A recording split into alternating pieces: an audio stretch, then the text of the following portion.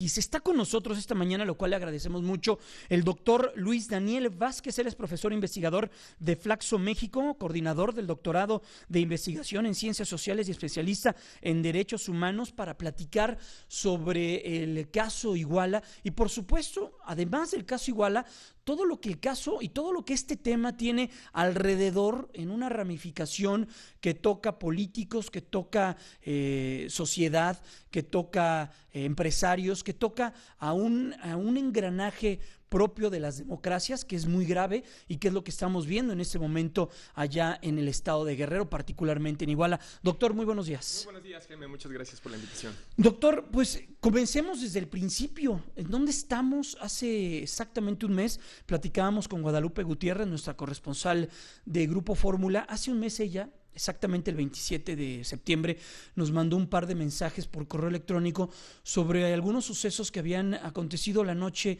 del 26 para amanecer 27, donde ella señalaba en la información que tenía de un ataque que habían sufrido un equipo de fútbol, los Avispones de Guerrero.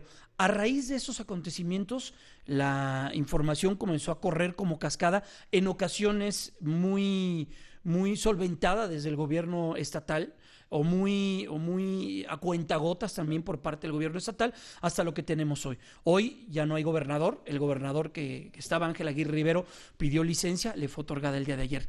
¿Qué nos puede comentar desde el principio de esta historia, de lo que sabemos y de lo que se tiene de conocimiento? Claro, si queremos comenzar, como dices, por el principio, tendríamos que ir a un concepto básico para entender qué está pasando hoy, no nada más en Guerrero o en Iguala, sino en México en general, y ese concepto es impunidad. Esto no comenzó justamente esa noche hace un mes, comenzó, por ejemplo, ya teníamos un ataque en el 2011, también contra los estudiantes de Ayotzinapa, contra los estudiantes normalistas, que se llevó a cabo en un bloqueo que se hacía a la carretera en México-Acapulco. El 12 de septiembre, de noviembre, diciembre, ¿no? Exactamente, en donde también tuvimos ejecuciones extrajudiciales, donde también tuvimos tortura, donde no hubo desapariciones forzadas, pero sí hubo privaciones ilegales de la libertad, es decir, detenciones contrarias a lo que se establece, a lo que establece el derecho, pero muy importante, hubo también ejecuciones extrajudiciales, eso no hay que pasarlo por alto. Y si uno se pregunta qué pasó entre el 2011 y el 2014, finalmente 2 policías fueron procesados y los 2 quedaron libres, es decir, no pasó nada cuando se lleva un ataque de este tipo en contra de muchachos, en contra de estudiantes, en general en contra de opositores políticos.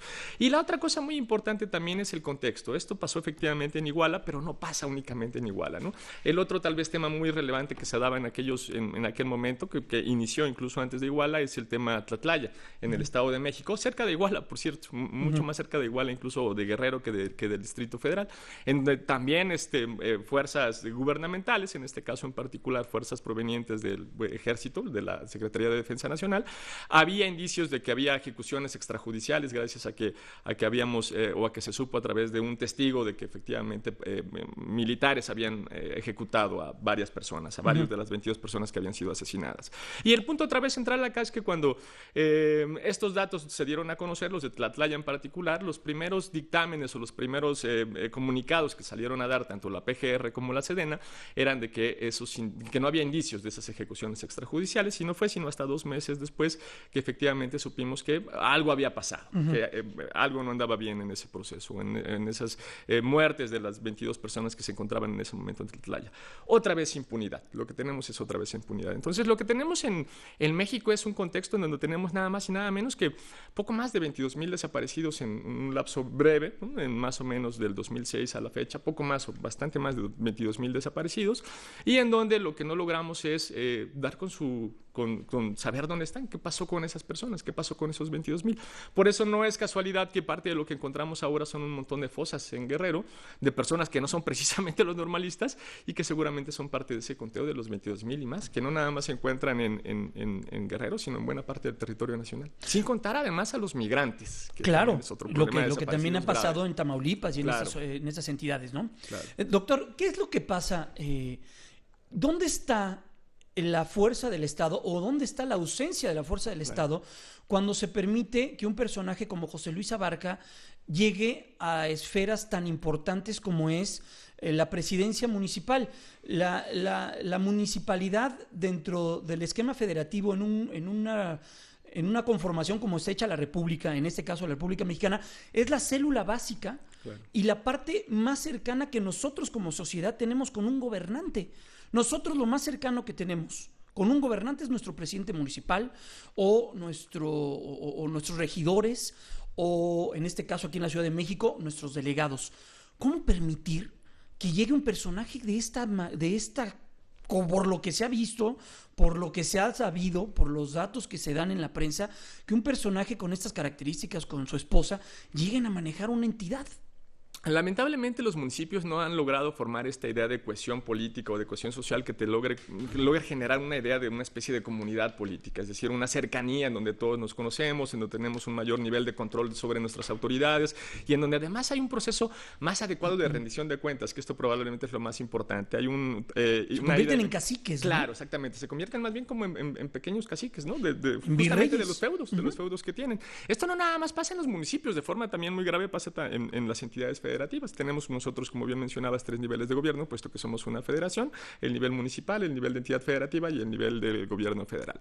Y probablemente lo más grave es que obviamente estas bandas del crimen organizado han logrado colarse, han logrado colapsar, han logrado muchas veces incluso imbricarse, ¿no? Se relacionan, se superponen con estos poderes locales. De tal forma que incluso cuando tienes municipios no tan débiles, porque el municipio de Iguala no podemos decir que es un municipio pequeño, un municipio débil, un municipio con poco dinero, no es el caso de Iguala, pero incluso este tipo de municipios que se encontrarían dentro de los más o menos fuertes o más o menos grandes en México son totalmente tomados por el crimen organizado, de tal forma que incluso el crimen organizado en buena medida es parte de la clase política que gobierna en esos lugares. Y lo grave de esto es que no nada más pasa en Guerrero.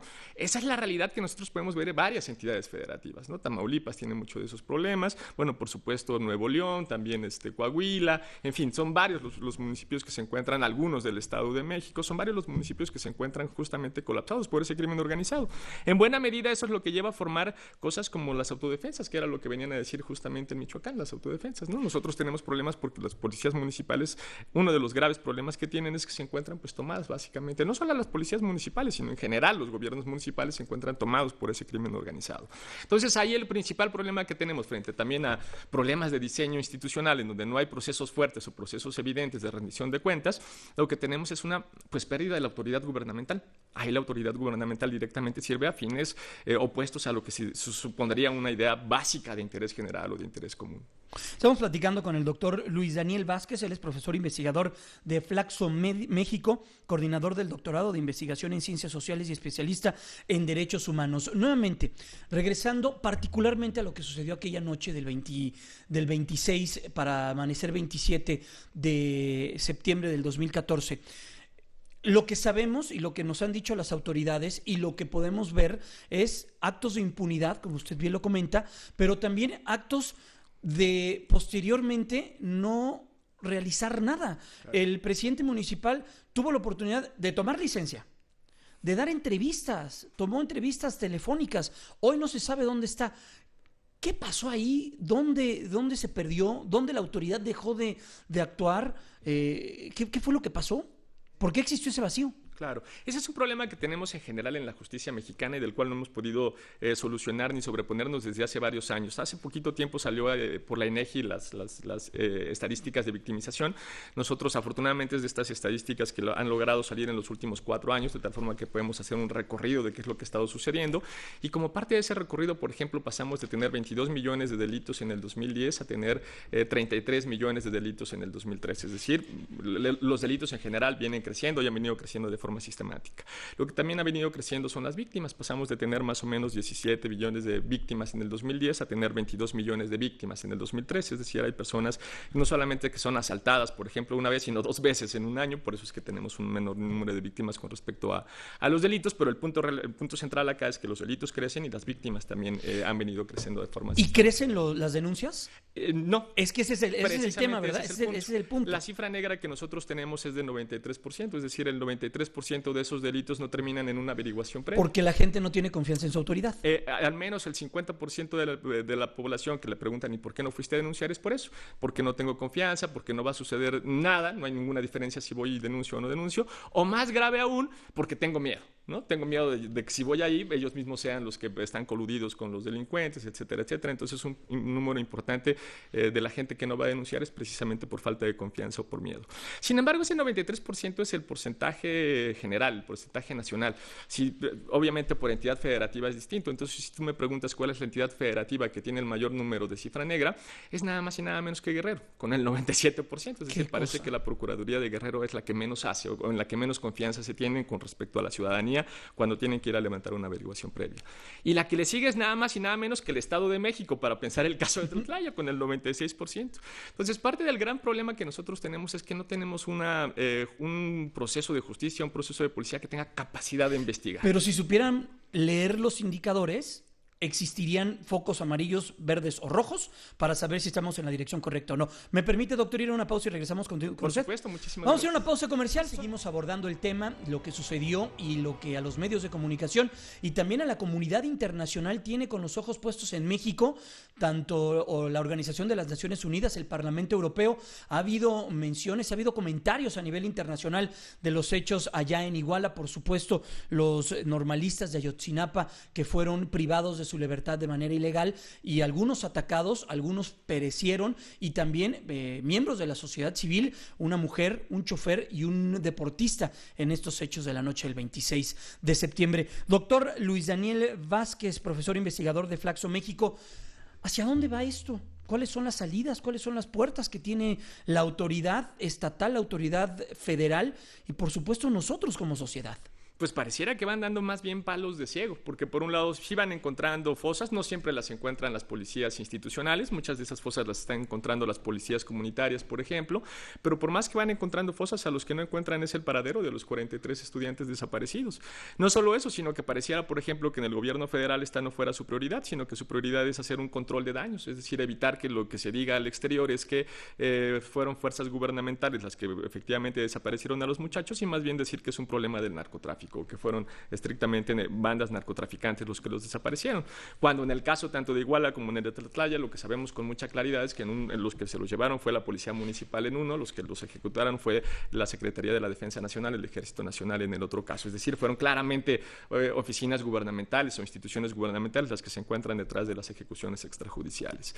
Y tal vez lo más grave aún es que con esta que comentábamos hace un rato, primero halo de impunidad que en general existe en México, pero por el otro lado capacidad efectiva de técnicas de investigación que tengan las policías ministeriales, tanto a nivel local como a nivel federal, parece que no los van a encontrar o no logran encontrarlos o no logran hacer una investigación fuerte por ningún lado. Tal vez lo más grave de todo esto es que lo que empezamos a mirar en las últimas declaraciones o en los últimos comunicados que está sacando tanto la PGR como los propios familiares de los estudiantes desaparecidos es que la PGR va a tomar una de las líneas que suele tomar, que es culpar a las víctimas. Esto suele suceder mucho, por ejemplo, en el caso de las agresiones en contra de las mujeres. Cuando tenemos una agresión sexual, pasaba mucho, por ejemplo, con las mujeres asesinadas en Ciudad Juárez, lo primero que salía a preguntar la policía es, pues, cómo venía vestida, cuántos novios tenía, cómo era su vida sexual. ¿Una revictimización? Exactamente, una lógica de revictimización. Entonces es muy gracioso porque cuando, por ejemplo, se mata a la vaca en México y uno pregunta quién será el culpable, el que mata a la vaca, el que le detiene a la pata o el que no hizo nada, parece que para la PGR la culpable es la vaca. Entonces acá también va a parecer que finalmente lo que quieren llevar es una línea de investigación en donde quieren involucrar a los muchachos en si eran parte de la guerrilla, en si eran parte del narcotráfico, y entonces fue una solución de cuentas y los culpables de haber sido desaparecidos o ejecutados extrajudicialmente terminarán siendo las víctimas. ¿Y cómo atiendes este tema socialmente? Lo que estamos viendo, por ejemplo, en Chilpancingo, lo que vimos ayer, estos actos ya también delincuenciales, no podemos tomarlos de otra manera. ¿Cómo se atiende esto? Porque la efervescencia y el encontronazo ya están en un nivel ya muy alto, pues. Claro. El principal problema ahí que tenemos es que el gobierno no está siendo capaz en general, los gobiernos en los distintos niveles, tanto a municipal como entidad federativa como a nivel federal, no está siendo capaz de dar respuesta a las múltiples demandas que se están cada vez juntando, cada vez haciendo una mayor conglomeración a nivel nacional. Y en la medida que no es capaz de dar cuenta o de atender esas demandas, lo que tenemos es algo que nosotros llamamos una administración de la protesta. Es decir, puedo vivir con marchas, puedo más o menos gobernar con mítines, puedo más o menos gobernar con este tipo de movilizaciones, pero no resuelvo el punto central o el punto efectivo o la demanda específica que están haciendo los manifestantes o la protesta correspondiente. Entonces, en la medida que esas demandas no son resueltas, pues lo que tenemos es justamente eso. Lo que tenemos son demandas que van aumentando en su nivel disruptivo y que además se van juntando con otros movimientos sociales o con otras protestas que van haciendo que esto crezca y que esto se haga cada vez más complicado efectivamente de administrar. Pues, doctor Luis Daniel Vázquez, profesor investigador de Flaxo México y coordinador del doctorado de investigación en ciencias sociales y especialista en derechos humanos, muchas gracias porque nos das luces sobre cómo se está actuando, también las líneas que se pueden seguir y por supuesto pues es un tema mucho más complejo de lo que podemos imaginar porque está involucrado y hay datos que llevan a reflexionar y también que nos llevan a poner que durante muchos años se han dejado de hacer las cosas y se han dejado de hacer las cosas bien, ¿no? También. Claro, claro. Jaime, pues muchísimas gracias por la invitación. Gracias. Son las